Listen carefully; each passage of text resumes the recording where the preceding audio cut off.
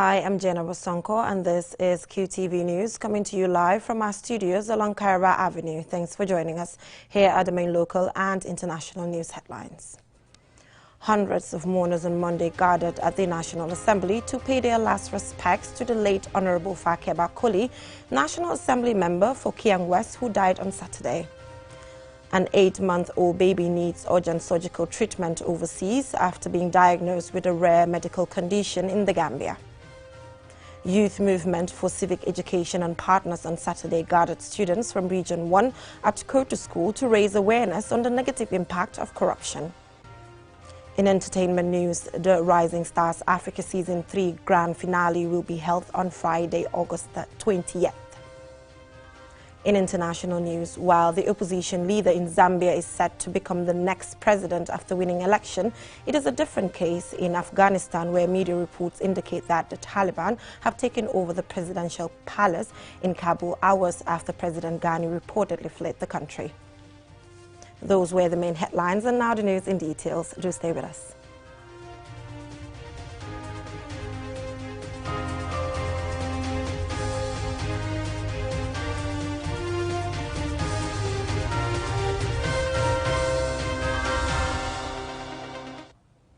Thank you for joining us, and I am Jenna Wasonko.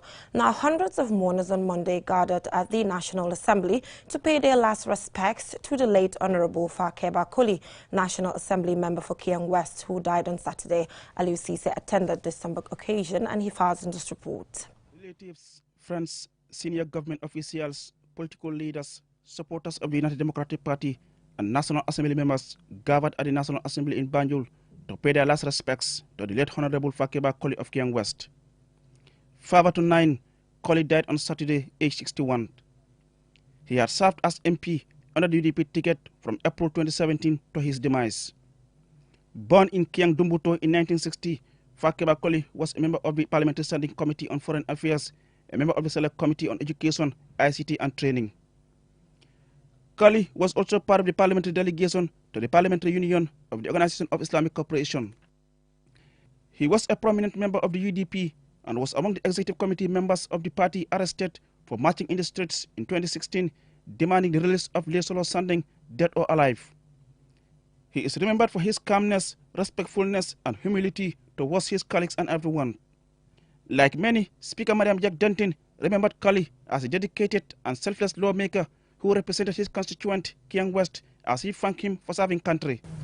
He was also well known for his care and concern for honorable members and staff of the Assembly.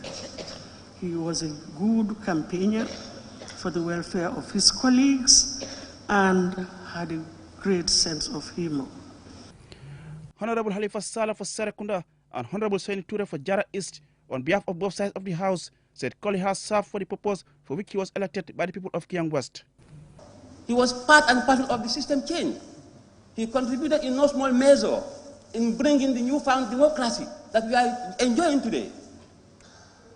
And in this National Assembly, we all witness how he spoke about the shortcomings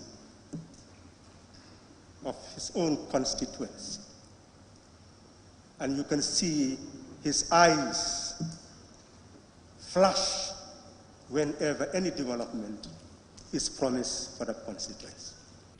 An emotional Usainu Dabo, Secretary General and leader of the UDP, said Koli was a fearless and patriotic Gambian who fought and sacrificed his life to free the country from tyranny, something he said the UDP will continue to stand for. A grateful nation bids farewell to one of its best. Our deepest condolences to the immediate and extended family of Honorable Fakeba. Honorable Speaker, if those who died before us could receive their colleagues and their friends, today, Lamarong, Jerefati, Solo Sandang, Single Nyasi, Lamin Dambundiba will give a hearty welcome to your colleague, Fakeba Koli. May Allah grant him Jannah, and imbue all those who knew him and loved him with patience to endure his permanent absence. As we accept and mourn his departure, we take solace in the legacy he has left behind and charge ourselves with the responsibility to build on the solid foundation he had built for a better Gambia. Bakari Kamara, National Assembly member for Kiang Central, a friend to Kali, and Ansumana Kali, a relative, described Kali as a committed Muslim who was a source of inspiration for the family and who will spend anything he had to make the family happy.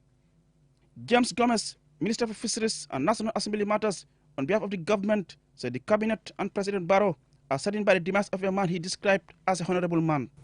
His Excellency the President has asked me to extend, as a cabinet and government, our deepest sympathy and condolences to the family, children, and the people of Kiang West constituency on the demise of their beloved son. We pay tribute to a passionate and progressive politician who epitomized the best humanity, who proved so often that power of politics to make country a better place. Mamadou Cissé, clerk of the National Assembly, said Koli had a good working relations with his office and parliamentary staff. Mama Kande, leader of the Gambia Democratic Congress, described Fakeba Koli as a man of the people who had used his political career to impact positively on the lives of the people. Honorable Fakeba Koli is gone, but the parliament will miss someone who was a friend to all and one who will freely express his views during sessions. He was laid to rest on Monday afternoon at Nemakunku. Reporting for QTV News, I am Aliou Cissé. May his soul rest in perfect peace. Now, an 8-month-old baby needs urgent surgical treatment overseas after being diagnosed with imperforated anus. Ajibintu Drame has the rest of that. An imperforated anus is a bad defect that happens while the child is still growing in the womb. This defect means that your baby has an improperly developed anus and therefore can pass stool normally from their rectum out of their body. According to the report by the Edward Francis Small Teaching Hospital, the child was born with no complications during delivery. However, he was noticed not to have a patent anal opening and was later referred to the neonatal unit of Edward Francis Small Teaching Hospital. The child's mother, Fana Cisse, says it's difficult for her child to pass stool even after he was operated on. She pleads for urgent help for her child to get treated. I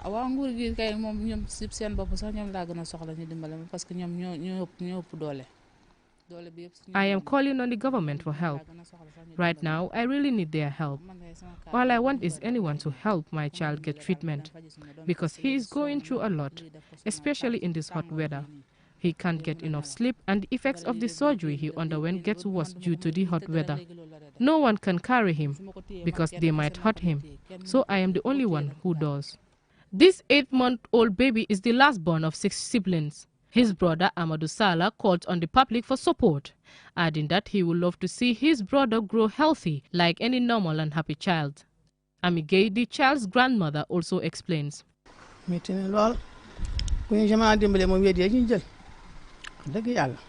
It is very painful. All we want is help.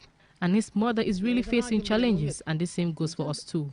If they can help us treat the child, we will be very glad. This is a very serious condition that requires immediate treatment. The cause is unknown. Often, babies with this condition also have defects of the rectum. According to research, about 1 out of every 5,000 babies has an imperforated anus or other malfunction of the anus or rectum, and it occurs more often in boys than girls. If you want to help the patient, please contact us on news@qtv.gm or call us on 33 Ajibintu Drame, QTV News. Very unfortunate. Now, Youth Movement for Civic Education, in collaboration with partners, on Saturday gathered students from Region 1 at Kotu Senior School for a day's outreach program on citizenship and the negative impacts of corruption. Aliou Cisse again. The objective of the organization is to inculcate good citizenship among the youths through civic education. For this reason, the YMCE has set up civil clubs in several schools across the regions. with financial support from UNDP Peace Building Fund through Anti-Corruption Coalition Gambia. The Youth Movement for Civic Education on Saturday gathered students from Region 1 for a day outreach on the theme Citizenship and Corruption. It is said changing of laws is not enough to bring about change, particularly on corruption, without effective implementation and positive mindsets. Yunus Sambu, chairperson of Youth Movement for Civic Education, explains why they chose to target students for such an outreach. We're going to realize that the corruption that we are talking about, if students are aware of it right now, the time coming that they are going to hold on our government, they're going to be the leaders in our government. If we cannot completely eradicate it, well, we will see that corruption will be minimized in our system so that the Gambia we want, we will have it. But if it is difficult right now for students to understand about corruption, it's also going to be very difficult for them to read away from corruption when they are there tomorrow. Deliberating on the topic, effects of corruption on our livelihood and the measures taken to mitigate them, Abdullah Jadama, chairperson of the Anti-Corruption Coalition Gambia, explains that corruption is the means of acquiring things through fraudulent and dishonest acts for personal gain. Jadama informed the students that as of 2019, corruption cost as much as $3 trillion to the global economy. Corruption is public enemy #1 in any country. It's a driver of conflict, it's a driver of poverty, it's a driver of exclusion, and it's a driver of intimidation of the vulnerable people. Deliberating on the topic corruption in our everyday life as students and Gambians, Lamin K. Marong, principal of Muslim Senior School, said there is a need to introduce civic education in schools to help change the mindsets of the students, who are the future leaders. But before then, Marang is worried by what he sees as some sort of corrupt acts by students in relation to curricular work. Examination malpractice is a big problem in the country. When we were going to school, it was almost non-existent. But now it is a big problem, so much so that, government has to do something. A lot of investment is being done to tackle it, because if not, it is going to undermine everything that we do. And, that's something I want to, talk to the students about, to take it seriously, that, there is honest in being honest. There is, something good for the individual, not to cheat. And, there are a lot of things that they do in the schools that are not, in line with our traditional norms and values. Musa Balde, focal person for YMCE in Region 1, said corruption is an endemic problem that requires concerted efforts to mitigate corruption in institutions and society. Awa Jallo, a member of Kotu Senior School Civil Club, believes the event will greatly increase their understanding of corruption and its impact on the socio-economic development of the country. Reporting for QTV News, I am Aliou Cisse. Corruption is public enemy. Now we will go for a short commercial break. When we return, we have some more stories for you. Do stay tuned. Now, with Aji Bank, you can make your vehicle number plate payments without any hassle. Walk into any of our bank branches or agencies located at Banjul, New Joswang, Karaba Avenue, Bakote, Tranquil Brusubi, Brikama, Basse, Farafenye, Numuyel or Garawal. Your number plate payments now made easy with Aji Bank. For more information, please call us on 422-8405 or 377-5811. Aji Bank, your investment partner. Right time, right place, right price. Promote your product, business, and brand to millions of viewers nationwide or across the globe. Call QTV Marketing on 32-44444 or email us at marketing@qtv.gm for all your advertisement needs. QTV Gambia, right place.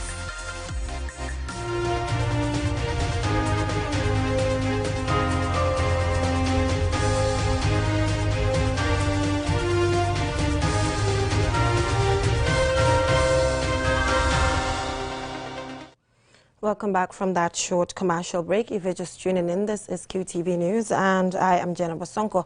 Now on to some entertainment news. The Rising Stars Africa Season 3 Grand Finale will be held on Friday, August 20th. Mariam Banks, the CEO of Banks Entertainment, spoke about what she hopes to achieve and the challenges she faced. Ajibinto Drame tells us more. As the summer starts, lots of activities are expected to take place to serve as a memorable take-home for people. Rising Stars Africa competition started in 2016 to create a platform targeting youths to showcase their talents. However, this year's Season 3 comes with lots of challenges. Mariama Banks, the CEO of Banks Entertainment, the producer of Rising Stars Africa event, explains. We were suffering of having sponsor. Sponsorship was a problem, and you know, like every company you go to, they will tell you they don't have money because due to the COVID. So, and it's a very expensive initiative. So, you know, those setbacks were there, but I'm happy that I get through this now, and I've learned some different things with the setbacks I have. So it's time to move on. Mariam Banks thanked partners for their immense support. Places of buying tickets would be the Atlas Station and QCT, QCell, Caraba Avenue, and the prices of the tickets are $200 C advance, at the gate $250, and VIP $450 at the gates, $500 C's. Like the government is one, they are very helpful. The Ministry of Youth and Sport, the Ministry of Tourism, the Ministry of Trade, the Ministry there are a lot of ministry involved. So I will say the government has been very, very helpful with this program. And I can say thanks to the government and, of course, QCell. Rising Stars Africa through the years has produced winners who were awarded with cash prizes. This year, the winner is expected to bag a cash prize of $100,000, while the runner-up will also get other prizes. Inside. My targets are the kids, parents with kids, and, the entire nation watch the show. So I'm appealing to all parents to bring their kids to the show on Friday. You know, like it's holiday time. You know, I choose to do it this date because it's holiday time. Kids are off school. They will come and enjoy themselves, you know. Rising Stars Africa is a popular reality show on QTV that provides the participants, mainly youth, a platform to showcase, display, and discover their talents. Mariam Banks said her aim is to make dreams come true, as there are talented people out there whose dreams are to become renowned musicians, actors, dancers, poets, amongst others. What most of the people are asking at the moment is, who will walk away with $100,000 on Friday? Ajibintu Drame, QTV News. From that story by Ajibintu Drame, we will take a look at stories beyond our borders.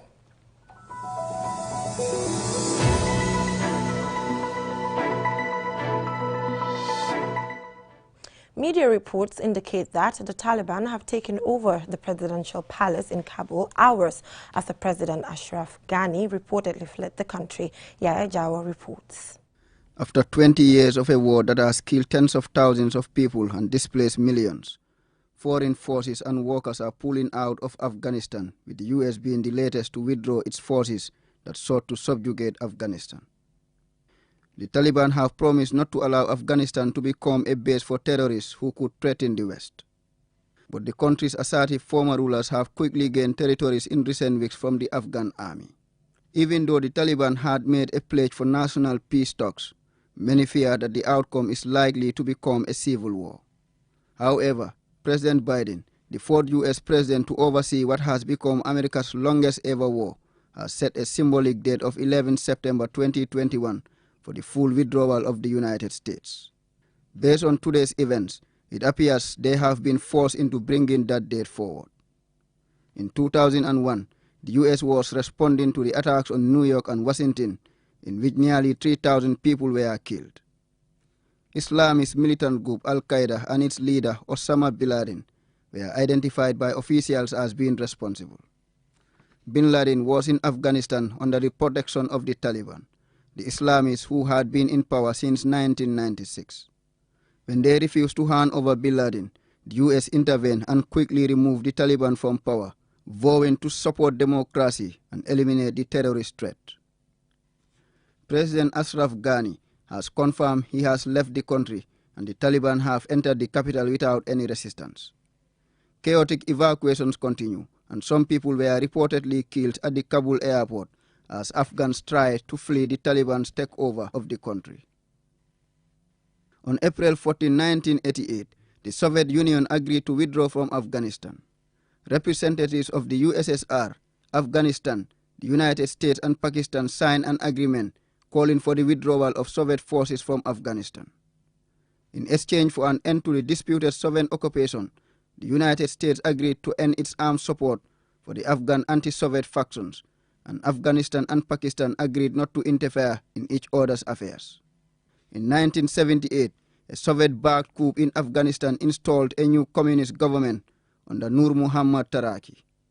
However, in 1979, a second coup toppled Taraki's government in favor of Hafizullah Amin, a Muslim leader less favorable to the Soviets. In December 1979, Soviet tanks and troops invaded Afghanistan, and Amin was murdered in a Soviet-backed coup and replaced by Babrak Kamal.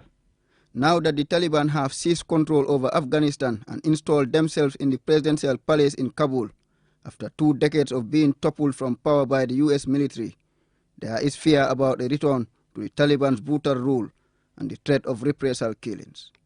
Reporting for QTV News, I am Yahya Jao. Zambia's opposition leader Hakainde Hichilema has won the country's presidential election with a landslide, ending the incumbent's 6-year term in office. The president has conceded defeat after claiming that the election was not fair and free. More in this report. The long race for power has finally come with a landslide victory for Zambia's opposition leader Hakainde Hichilema, who had lost the presidential elections 6 times. The 64-year-old opposition leader has defeated the incumbent after challenging him for the 3rd time. Thursday's presidential elections in Zambia showed Mr. Hichilema's party enjoyed the backing of 10 opposition parties under the banner of his party, the United Party for National Development, the largest opposition party in Zambia. The incumbent, Edgar Lungu, lost the elections after final results showed Mr. Hichilema swept the polls with a margin of more than 1 million votes. This would mark the 3rd time that power has shifted peacefully from a ruling party to the opposition since the Southern African country's independence from Britain in 1964. Though he has finally conceded defeat, Mr. Lungu's early reaction to the results was to cry foul before a winner was declared, claiming the election was neither free nor fair due to incidents of violence reported in what are traditionally Hichilema's stronghold. International election observers have commended the transparent and peaceful organization of the polls, but condemned the restrictions on freedom of assembly and movement during the election campaign. Among such incidents was when security forces blocked Hichilema from campaigning in several areas, citing breaches of coronavirus measures and a Public Order Act. The defeated president has faced public and international criticism for alleged human rights abuses, corruption, a failing economy and massive unemployment, a situation of which the opposition leader is described to have tapped into due to widespread dissatisfaction among voters. "We want jobs, young people want jobs," chanted throngs of people as they filled the streets of the capital shortly after Mr. Hichilema was declared the 7th president of this copper-rich nation. The president-elect will face a challenge of a flagging economy that is in dire need of resuscitation amidst rising cost of living and a time the country became the continent's first pandemic-era sovereign default after failing to keep up with its international debt payments in November. Mahmoud Lamenchoy, QTV News. Congratulations to President-elect Hichilema. Now, before we end this news bulletin, let's take a quick look at our main headlines. Hundreds of mourners on Monday gathered at the National Assembly to pay their last respects to the late Honorable Fakeba Koli, National Assembly member for Kiang West, who died on Saturday. An 8-month-old baby needs urgent surgical treatment overseas after being diagnosed with a rare medical condition in the Gambia. Youth Movement for Civic Education and partners on Saturday gathered students from Region 1 at Kotu Senior School to raise awareness on the negative impact of corruption. In entertainment news, the Rising Stars Africa Season 3 Grand Finale will be held on Friday, August 20th. In international news, while the opposition leader in Zambia is set to become the next president after winning election, it is a different case in Afghanistan, where media reports indicate that the Taliban have taken over the presidential palace in Kabul hours after President Ghani reportedly fled the country. Well, that is all we have for you in this edition of QTV News. Do join us at 10 for another bulletin. Thanks for watching.